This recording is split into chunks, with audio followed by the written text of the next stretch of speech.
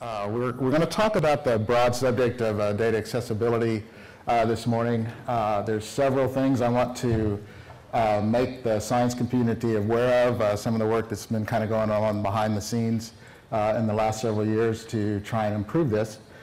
A general scientific perception that the life sciences data is kind of like this. It's like a stealth airplane. I know it's there, but I can't see it. What we're here today to really tell you, yes, it is there. There are some ways to get access to it, excuse me, and look at it. And so that's the gist of the briefing we have today. What we're going to talk about today is really the content of the life sciences data, what is archived and sort of the places it's archived, what the data archive structure is, what the applicable legal documents and policies are. We're not going to spend a whole lot of time with that because I'm not a lawyer. And then some of the methods for data access and some of the entry points for you. What is actually in this data file is really all the 50 years of spaceflight data that we have in human life sciences, everything from the very early Mercury programs through Gemini, Apollo Soyuz, the Skylab period, Shuttle, NASA Mir, and now ISS. So it's quite a collection of different things that are in it, and that's both one of its strengths and one of the challenges that there are for the data set.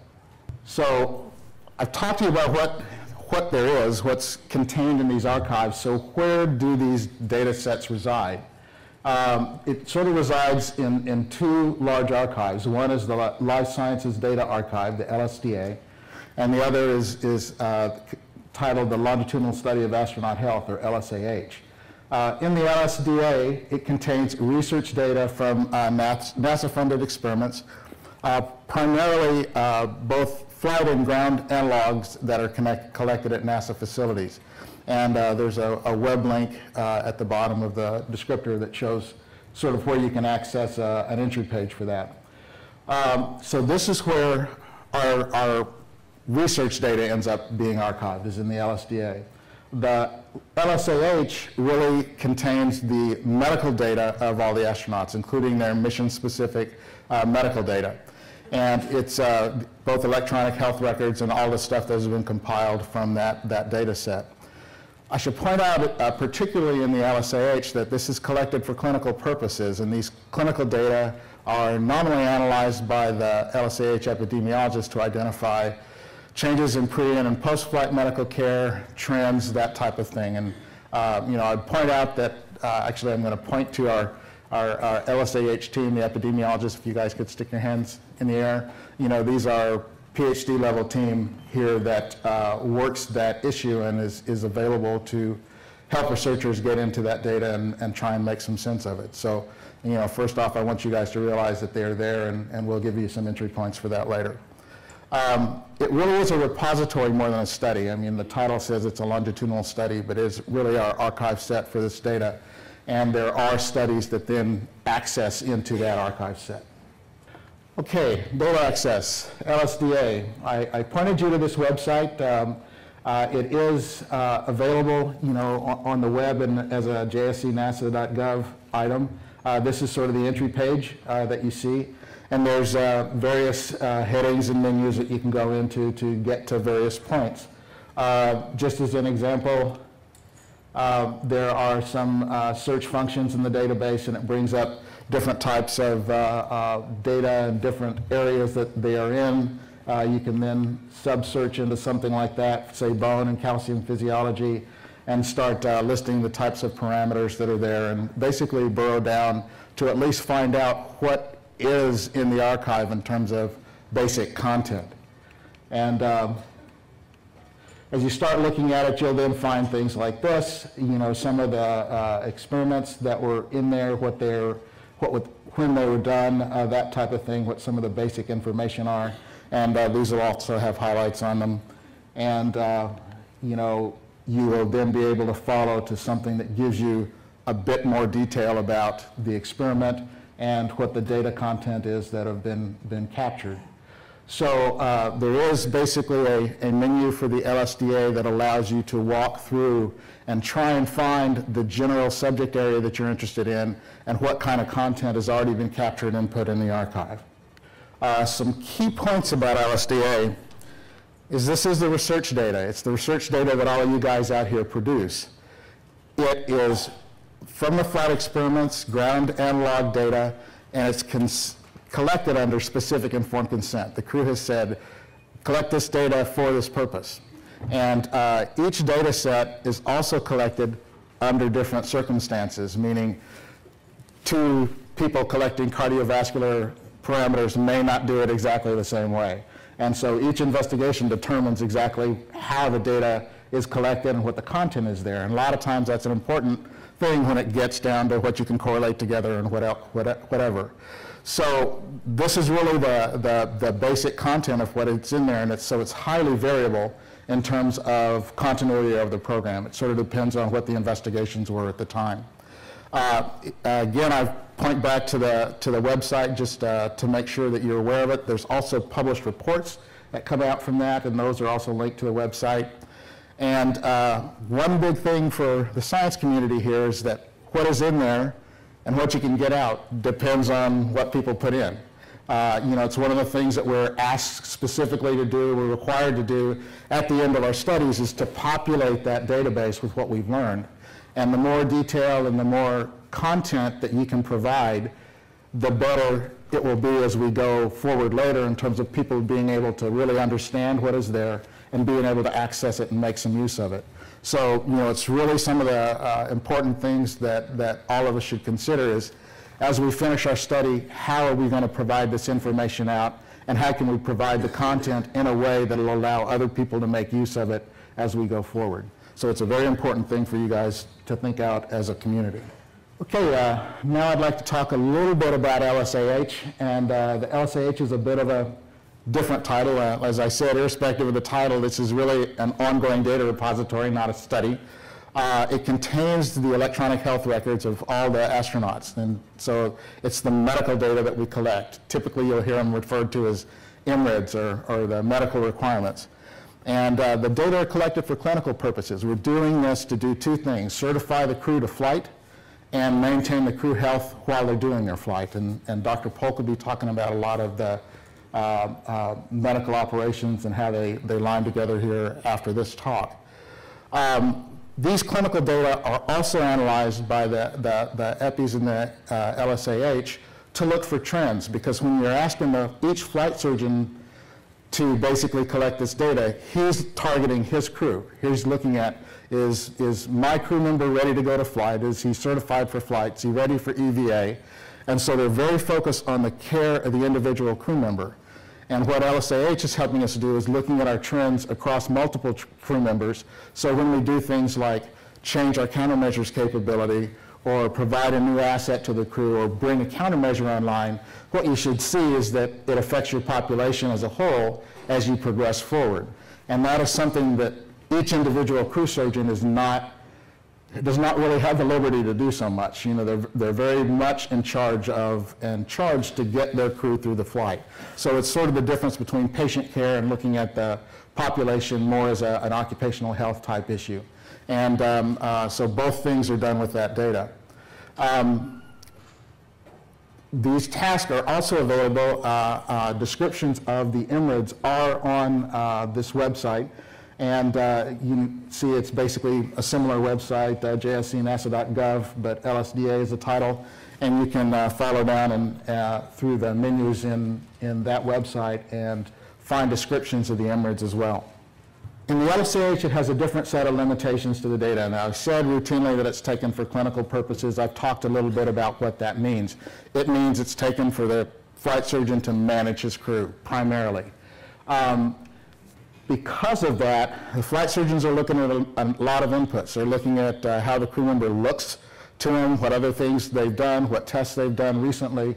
And so in some cases, you know, the MRID may call for tests to be done here, here, here, and here, and the flight surgeon will go, well, gee, I just did a test similar to this a few days ago. I know the guy's good to go. I don't need to do this test to certify him for EVA. So sometimes it gets waived. And so there's some holes in the data sometimes because of how they're used operationally. And remember, this data set is populated operationally. It's really driven by the operations issues. That's a good thing in that the operations issues make you take it on everybody. It's a bad thing because sometimes you have some dropouts in that. the data can be taken on crew members under different circumstances. I told you this program starts in Mercury and runs through ISS. But even if you look at just in ISS, we've got Soyuz landings and we have shuttle landings. If you land in either of those two places, the data set that you may get is a little different. I can do a lot of stuff at the BECF at KSC within hours after a crew member touching down. When someone lands in Russia, they've spent all day getting there. They land on the steppes of Kazakhstan. They get stuck back to Kustanai or Astana, brought to GCTC, and by the time they get to the place, the Profi, where we can take a look at the crew, they've been up for about 26 hours. They're exhausted, and it is usually at the very, very end of their day. And so there's very little that you can still do with the crew member where you're measuring anything but abject fatigue. And so things will then happen the next morning. So you'll see differences based on which vehicle you're using, what the content is in terms of the exact test you're able to implement. And that's something you'll see throughout the database. The other content here is that because the database is driven by crew surgeon need, a lot of the tests will roll up to an outcome measure for the crew surgeon. And what is largely captured and easily captured is that reported outcome. But it may be, yeah, within the normal range or something like that as an outcome. Now, some things obviously you give numbers for and there's more detail there. But what isn't always readily available at the first blush through the LSAH is the raw data that got you there. And often that's what the investigators actually need. That data is still available, but that's the place where the LSAH guys will usually have to do a lot more digging to find and to make available. You know, a good example is if you had an EKG or something and you're going to get an output. Yes, it was normal, blah, blah, blah, there was no, but if you actually need to see the tracing, that's not going to reside in the LSAH. Usually it's going to reside somewhere back in a laboratory data set and you'll have to go retrieve it. So there's some things like that that will make the retrieval a little more challenging and take more time, but in general, it is possible to link back through that. And certainly one of the things that the program is doing now is we are looking at exactly the types of content that it seems people reproducibly need and seeing if we can migrate that content directly into the database so you can have future searches be more consistent. Okay, I'm going to have one slide talking about legal stuff. And basically we're operating under the Privacy Act. It shows that you have a system of records cannot be released without the consent of the individual with whom the record pertains. And there are some routine uses that are defined under the applicable laws and really based on an institutional need to know. This gives us some flexibility in how we work, but it also puts some constraints on how the data are released. And you'll see some of that in the next couple of slides as I talk about the policies we have to pull data out with the crews.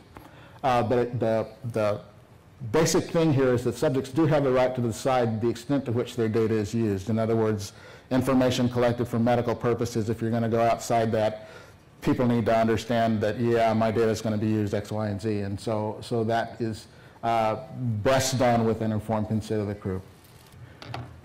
So methods for access to the data. Data can be released under the following circumstances in a relatively straightforward way. If you do an informed consent with the crew, you can see the data to whatever definition you have defined in the informed consent to the crew.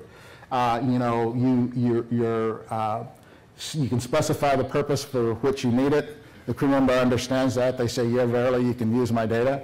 Your informed consent may tell you even things about how you plan to group it or not group it or publish it or whatever. And so all those purposes can be built into the informed consent.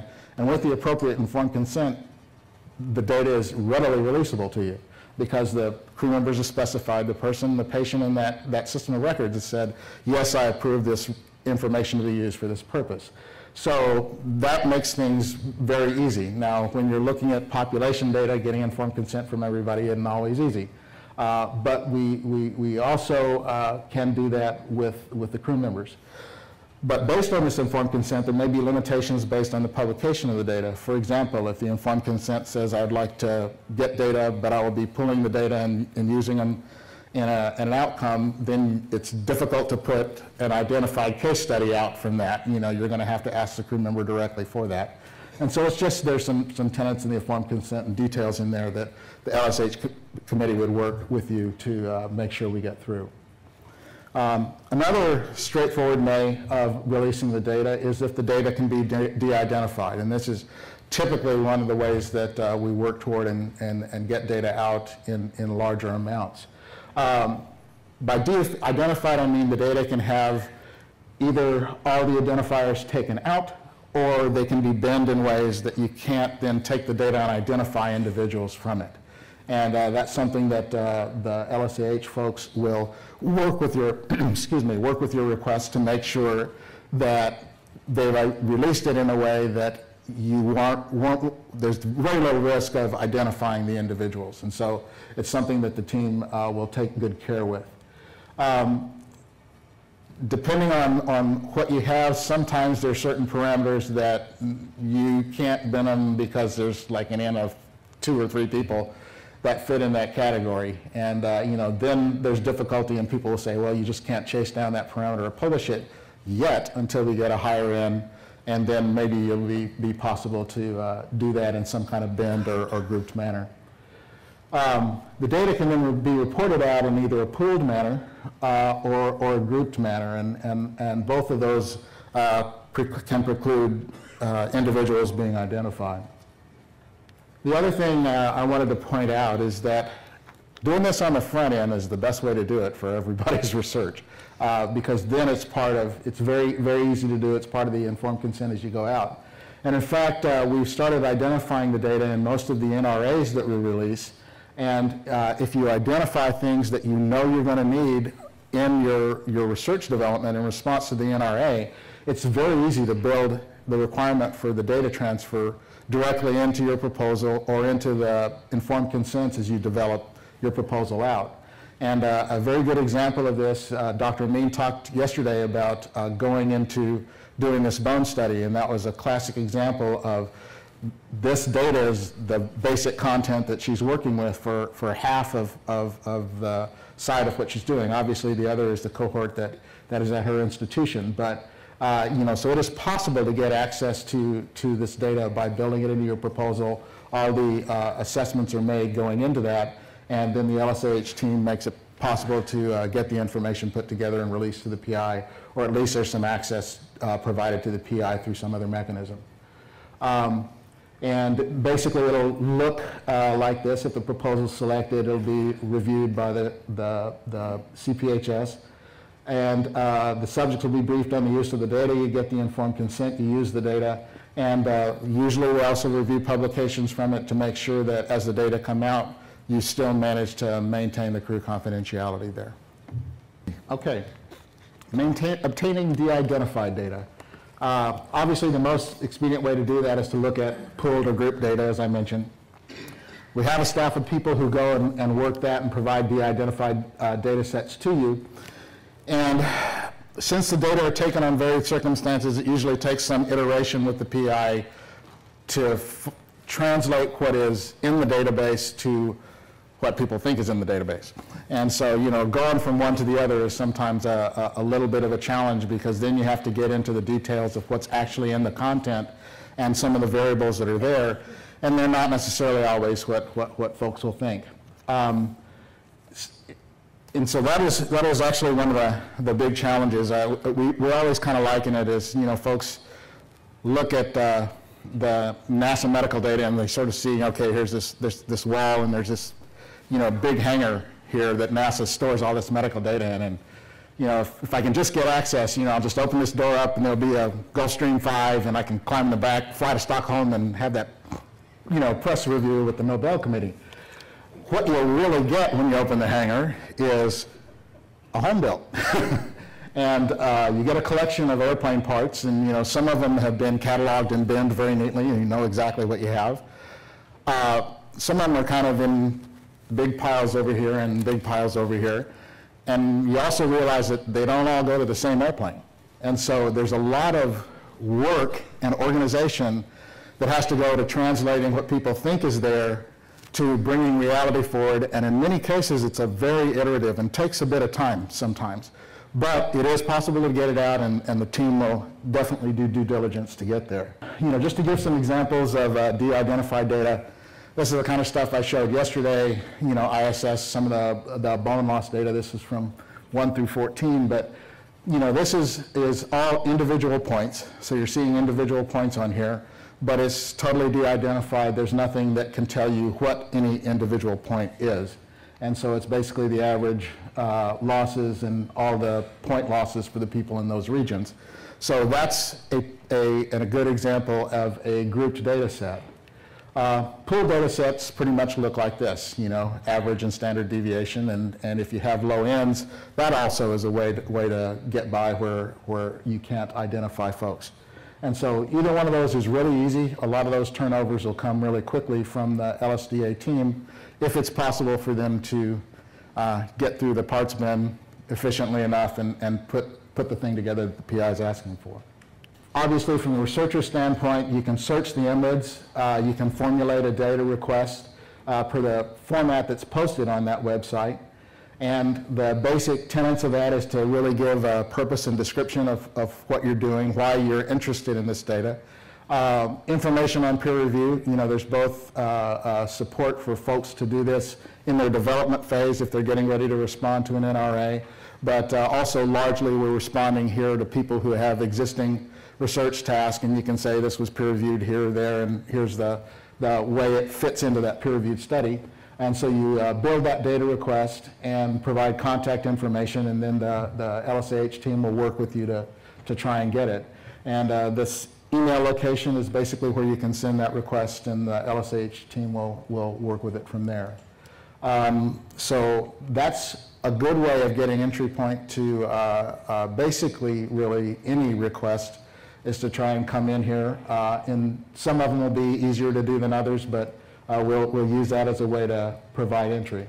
I've talked about several forms of de-identified data. It certainly is possible to get identified data, but that's really where we need to go back to the crew and do informed consents.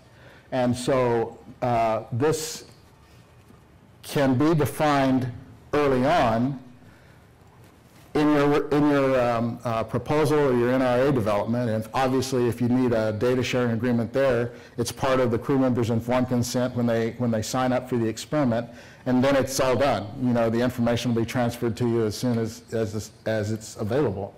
Or you can do it later, but if we end up with places where these crew members are going to be identified, the LSAH guys will say, we'll have to go and get an informed consent. And then they will take the action to try and get that informed consent for you, and if they can, the information can be transferred. So these are things that we can definitely do, but again, it adds time to the request because you're actually going crew member to get the informed consents and document that informed consent has been obtained for this request. Given all that, this is what the response time for our requests look like. We probably turn over, the guys turn over about 40% of them in the first 10 to 14 days. And so again, if you can have a well-written request with a good, well-focused need, it's very possible for these guys to turn that over pretty quickly. It takes longer the more complicated they get. And there's some outliers here at the very end that you go, my gosh, how could it have taken this long to get something to somebody? These are places where I talked about the fact that you're looking at the parts piles, and where the need for the PI was a very complicated one. I need to look at, Apollo ECG tracings or something, and these guys had to go find them. And there was a lot of iteration back and forth with the PI about, yeah, this helped, but I need this much more stuff. And then they would go back and find that. And so some of these end up being a very long dialogue with the investigator team, but they usually can be driven down to this is really what is known and what the content is. But it is an iterative process. It's one of those things where the better the question is asked and the more the PIs are willing to interact with the team, the better information can be pulled together for them to be provided. One other thing that comes out of the LSAH routinely is evidence reports. These are scientific survey of the evidence associated with a specific risk. Actually, we've done this as part of our ongoing risk evaluation for our programs now.